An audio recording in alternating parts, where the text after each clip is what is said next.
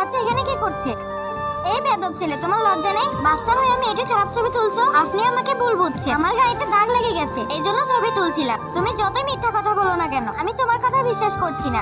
আরিয়ান, আমি মেঘের সাথে কথা বলেছি, তাকে দাগগুলো ছবি পাঠিয়ে দাও। হায় আল্লাহ, ছেলেটা তো ঠিক কথাই বলছে। সরি, আমার ভুল হয়েছে, আমাকে মাফ করে দাও। তখন তোমার কথা বিশ্বাস করিনি। এই নাও তোমার মোবাইল, আমার অফিসের জন্য দেরি হচ্ছে।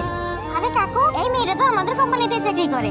আমি হবু কাকির কাছে যাচ্ছি, তুমিও চলে এসো। আরে দাঁড়াও, আমি রিয়াপুর সাথে দেখা করতে চাই। আরে তুমি এখানে কিভাবে? আমি তো তোমার আইডি কার্ড দিতে এসেছি। ধন্যবাদ তোমাকে। আজকে কোম্পানিতে মালিক আসছে, সবাই সবার বেতন 80,000 টাকা বলবে, কিন্তু আমাদের তো 35,000 টাকা বেতন দেওয়া হয়। এই জন্যই তো বলছি মালিকের সামনে বেতন 80,000 টাকা বলতে। তুমি এখনই তোমার মুখটা বন্ধ করো, না হলে লাথি দিয়ে অফিস থেকে বের করে দিব।